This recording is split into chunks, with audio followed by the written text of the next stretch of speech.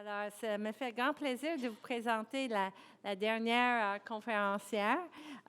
Cependant, c'est pas le moins important. Euh, Isabelle Brault, professeure adjointe à la Faculté des sciences infirmières de l'Université de Montréal et est vice-présidente du comité interfacultaire opérationnel de formation à la collaboration interprofessionnelle. Madame Brault est chercheure au réseau de recherche en intervention en sciences infirmières du Québec et à l'Institut de recherche en santé publique de l'Université de Montréal. Elle s'intéresse à l'intégration des médias sociaux dans l'enseignement universitaire et à leur utilisation pour promouvoir les recherches en sciences infirmières auprès des professionnels de la santé et du grand public. Merci beaucoup, Rhoda.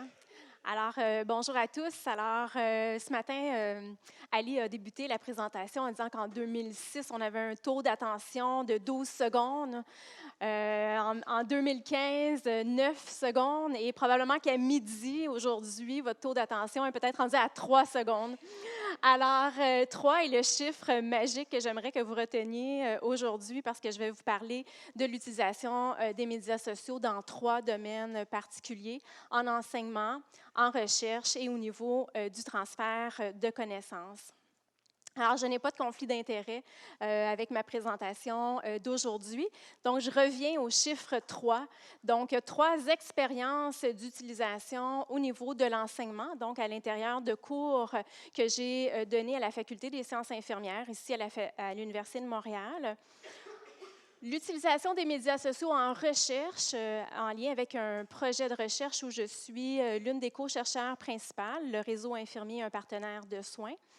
Et en même temps, la troisième expérience d'utilisation au niveau du transfert de connaissances, donc comment finalement faire circuler nos articles scientifiques, comment pouvoir participer à des congrès à distance et surtout ce que l'on souhaite à titre de professionnel, lorsqu'on travaille comme professeur, comme chercheur, on souhaite influencer, transformer la pratique clinique aux meilleures données des connaissances scientifiques. Donc, comment on peut avoir un impact sur la pratique clinique et en même temps de soulever quelques enjeux et défis au niveau de l'utilisation des médias sociaux.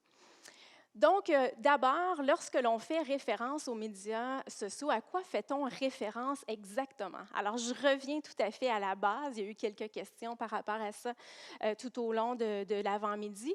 Donc, d'abord, lorsque l'on parle de médias sociaux, on va parler d'un ensemble de moyens virtuels pour mettre en connexion des personnes, pour pouvoir échanger avec des personnes. Donc, plusieurs applications ont été développées au fil des ans pour faciliter ces échanges-là et les interactions avec les gens. D'abord, Facebook, que vous connaissez tous, qui est davantage dans une perspective d'utilisation davantage personnelle. Donc, si votre nièce a accouché la semaine dernière, vous allez probablement voir la photo du bébé sur Facebook. Et comme il y a beaucoup de gens, il y a plus d'1,5 milliard de personnes qui sont sur Facebook. Donc, plusieurs organismes ont décidé d'ouvrir des pages Facebook parce que c'est là que les gens se trouvent et c'est là qu'on peut diffuser de l'information. Ensuite, il y a Twitter. Twitter, un site de microblog et où l'une des caractéristiques, c'est de mettre en place des messages de 140 caractères. Donc, ça permet aux gens d'être précis et concis sur le message à diffuser.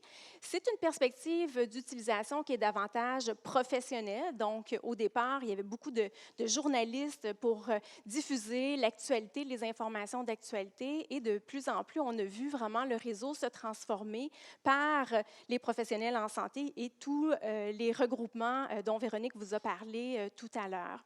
Et c'est sur Twitter qu'on retrouve les fameux hashtags que vous pouvez créer vous-même ou que vous pouvez suivre, des hashtags qui sont déjà créés et j'y reviendrai dans les expériences tout à l'heure. LinkedIn, qui est un réseau davantage professionnel. Donc, si vous êtes à la recherche d'un emploi, vous allez sur LinkedIn et vous mentionnez au monde entier que vous êtes à la recherche d'un emploi. C'est possible d'avoir accès à des curriculums vitae. Si vous cherchez aussi des gens pour travailler avec vous, c'est un endroit aussi où aller regarder. YouTube maintenant. YouTube, c'est une application de diffusion de vidéos. La chanteuse Adele a lancé une vidéo récemment avec la nouvelle chanson Hello. Elle a été vue à plus de 400 milliards de visionnements. Donc, il y a beaucoup, beaucoup de gens qui sont sur YouTube, beaucoup d'abonnés qui sont là. Donc, c'est une plateforme où les gens vraiment circulent. Et il y a de plus en plus aussi de regroupements de recherche qui font des vidéos aussi. C'est une façon rapide de diffuser l'information. Instagram. Instagram, c'est une application de partage de photos. Donc, les étudiants aiment beaucoup l'application d'Instagram. Et ce qui fait en sorte que c'est plus utilisé, c'est l'utilisation des téléphones intelligents. Aujourd'hui, c'est facile de prendre une photo et de pouvoir la diffuser là, sur les médias sociaux. Donc, c'est la principale fonction de Instagram. Et un petit dernier, Snapchat, qui est vraiment utilisé par les adolescents actuellement, que je connais moins. J'ai ouvert un compte juste pour aller voir qu'est-ce qui se passait sur Snapchat. C'est des vidéos ou des photos qui vont rester très peu longtemps. Après 24 heures, la vidéo, les photos sont éliminées. Donc, il y avait, certains parlaient de sexe testing un peu avec cette application-là parce que c'est pas laissé en plan. En fait, c'est supprimé après 24 heures. Donc, peu utilisé actuellement au niveau de la recherche puis au niveau de l'enseignement. Évidemment, ce n'est pas ça qu'on souhaite faire, mais ça existe. Alors, la première expérience que j'ai eue au niveau de l'utilisation des médias sociaux en enseignement au niveau de la Faculté des sciences infirmières. D'abord, si vous souhaitez l'utiliser dans vos programmes d'enseignement, c'est de vous questionner à savoir quels sont les liens entre les objectifs de votre cours et les objectifs de l'utilisation du média social. Donc, qu'est-ce que l'on cherche faire exactement? Moi, j'ai utilisé pour la première fois dans le cours Leadership et profession infirmière 2, donc un cours où on demande aux étudiants de développer une intervention infirmière, une intervention politique sur un enjeu qui touche la profession infirmière. Par exemple, si on regarde toute la notion de maladies nosocomiales et quel est le rôle d'infection nosocomiale et quel est le rôle de l'infirmière en lien avec la prévention des infections nosocomiales. Donc, à ce moment-là, on peut aller sur Twitter pour donner, en fait, plus d'informations sur le rôle de l'infirmière directement en lien avec la prévention des infections. Donc, j'ai choisi le média social en lien avec les objectifs du cours, où on voulait aussi parler du positionnement de la profession infirmière dans le système professionnel et on voulait développer un discours pour rendre visibles les activités professionnelles de l'infirmière en lien, par exemple, avec la prévention des infections. Donc, ici, dans le cours, moi, j'ai développé un hashtag qui était celui-ci. Donc, hashtag, c'est le petit symbole ici, SOI 3812, qui est le sigle de mon cours. Donc, c'était facile pour moi d'aller rechercher l'ensemble des tweets qui avaient été mis en lien avec ce cours-là. Donc, de définir précisément les attentes et les modalités d'utilisation du média social et de faire en sorte d'avoir des modalités, des consignes d'utilisation qui sont très claires. Donc, pour l'ensemble du cours, je demandais, parce que c'était l'une des activités et pas la seule, d'écrire 18 tweets sur leur enjeu sur lequel les étudiants travaillaient et de pouvoir le lier à un article scientifique, une vidéo qu'ils avaient vue, par exemple, ou tout autre élément qu'ils jugeaient important pour le diffuser sur Twitter auprès de leurs collègues, mais aussi auprès de la population en général. Donc, les liens pouvaient être de différents types. Et ça leur permettait d'avoir un propos précis et concis. Là, je vais prendre une petite gorgée d'eau parce que je perds la voix.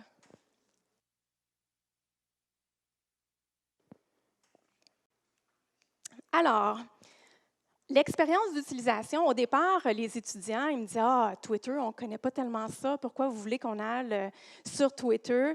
À la fin, les étudiants ont trouvé que c'était une expérience vraiment stimulante et enrichissante pour eux parce que ça leur a permis justement de faire valoir leurs travaux et de pouvoir échanger avec ce que les autres équipes et ce que les autres étudiants étaient en train de faire à l'intérieur de leurs travaux.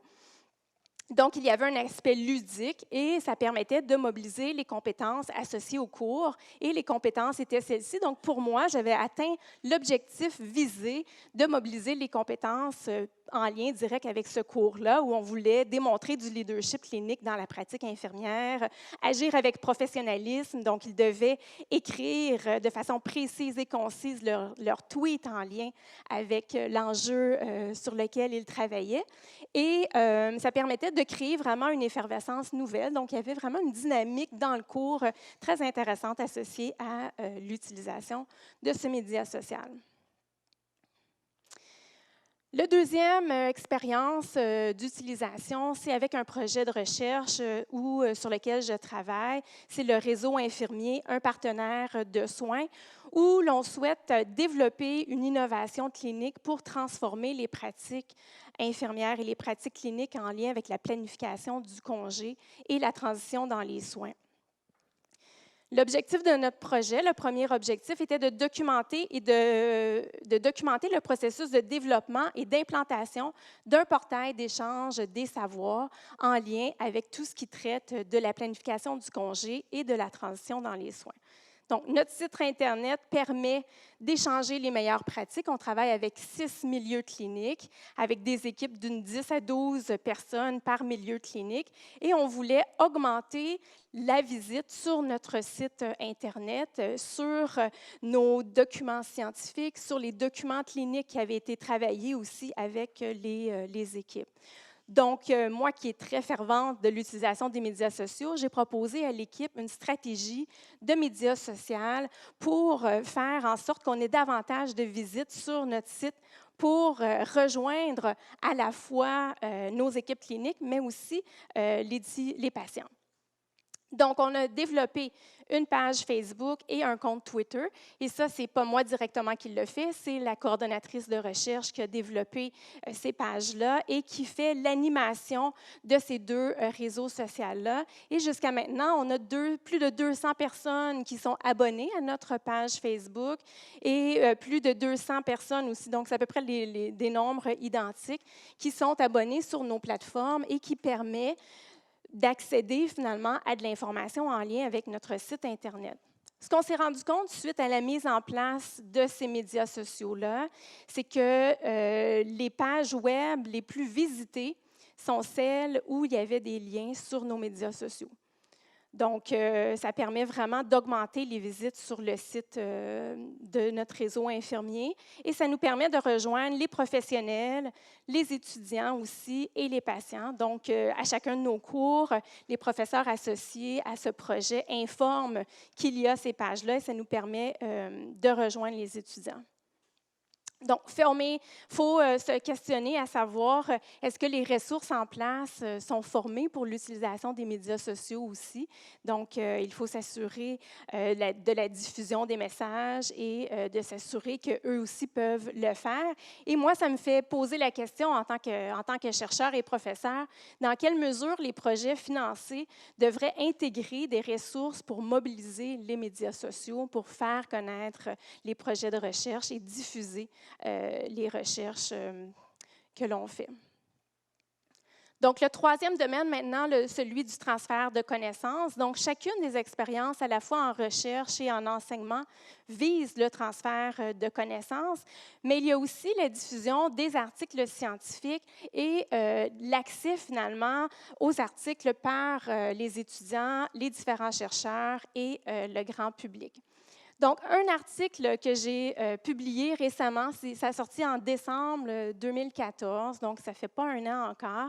Et ce que je veux vous montrer ici, c'est la diffusion qu'a eu cet article sur les différents médias sociaux. Donc, d'abord, il y a eu l'article publié. C'est un article qui est en open access. donc en accès libre, donc qui d'abord, ça facilite le partage, donc c'est une bonne chose. Et ensuite, on a utilisé les médias sociaux pour en faire la diffusion. Donc, d'abord, un site web associé à cette recherche qui est sur WordPress. Donc, on a fait un court billet blog pour dire en français, l'article est en anglais, mais comme notre public était davantage francophone, on a fait un court texte, un court résumé qu'on a mis sur notre site Internet. Donc, ça a permis de faire des liens avec l'article. Ensuite, on est allé sur des pages précises Facebook qui pouvaient être intéressées par l'article. Donc, on a publié, ici, c'était sur l'Association canadienne des infirmières en pratique avancée. Donc, on a des infirmières praticiennes. Donc, on a publié l'article ici. Et on a plusieurs personnes actives sur Twitter qui ont rediffusé et relayé l'article scientifique. Donc, à partir de ça, j'ai été curieuse de savoir et connaissant un peu le Altmatrix que Nathalie nous a présenté tout à l'heure, je suis allée voir et c'est un article qui maintenant a un score de 20 au niveau du Altmatrix. Bon, ça n'a rien à voir avec les 300 qu'on avait tout à l'heure, mais l'article est encore jeune. Mais quand même, c'est un article qui est au top 5 de tous les articles tweetés, dont le score là, qui est sur Altmatrix.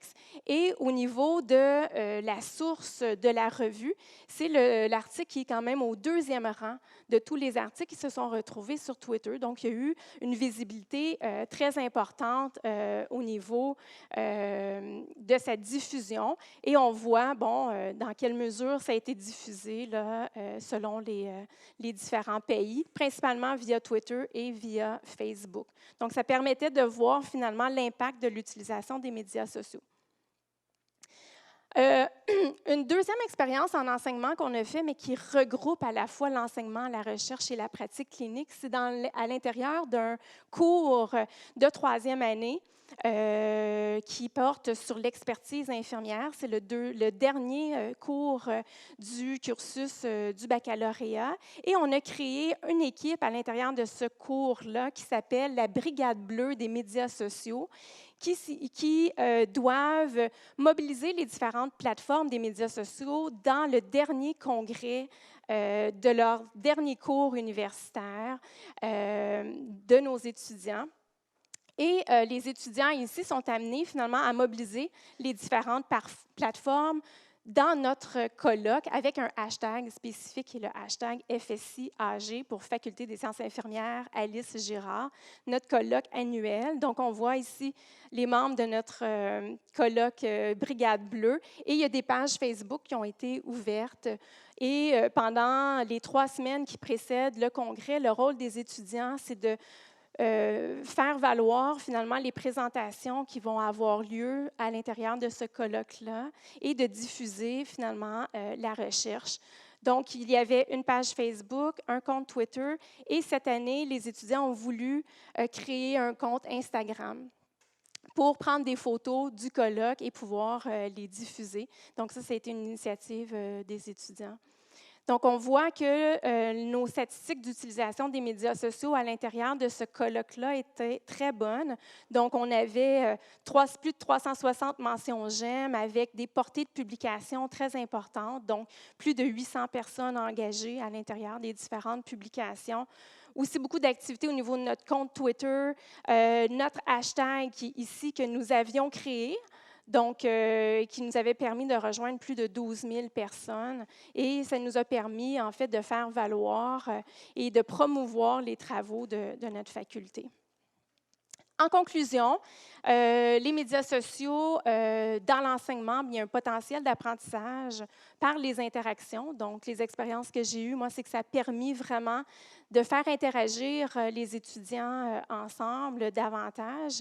Et pour la recherche, mais ça nous permet de diffuser en temps réel les avancées de la recherche, de partager les écrits scientifiques. Et pour la pratique clinique, mais ça permet aux cliniciens qui sont dans les milieux d'avoir accès, lorsque vous suivez des comptes qui vous intéressent, lorsque vous suivez des hashtags qui vous intéressent, d'avoir accès à l'information et d'exercer une influence par le partage d'informations pour faire connaître les derniers travaux sur lesquels vous travaillez. Voilà.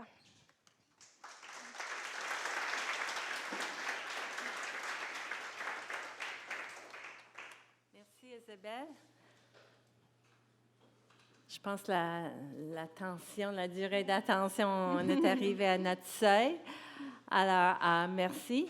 Je vais juste clore ce matinée. C'est notre première colloque et je pense que le menu qu'on vous a offert était assez varié. Je reviens à l'objectif initial, c'était pour dresser un portrait et attirer l'attention et l'intérêt de nos collègues de d'autres facultés, pas juste de médecine, mais de toutes les facultés, sur les enjeux et les avantages des médias sociaux. Je pense que c'est une première activité et nous souhaitons en faire d'autres. On n'a pas eu du temps vraiment de réseautage. Le lieu ici n'était pas le meilleur peut-être aussi pour ça, mais nous avons d'autres moyens pour continuer l'échange et pas juste sur le compte Twitter, mais via toute médium, plateforme que vous choisissez. Nous sommes intéressés à connaître comment on peut vous accompagner dans votre réflexion. Si vous voulez réfléchir avant d'agir, c'est toujours bon. Et je vous invite fortement à répondre au sondage qui est en ligne. Donc, vous avez l'adresse ainsi qu'avec le code, vous pouvez y accéder à partir de votre cellulaire parce que c'est là où on voudrait aussi savoir qui fait quoi dans les autres unités, dans les autres facultés. C'est seulement comme ça qu'on pourra, comme Dr. Jalali avait dit, qu'on pourra apprendre une des autres. Alors, je vous remercie d'être venus et merci à tous les conférenciers et merci à tous les membres de mon comité pour le soutien et merci à vous.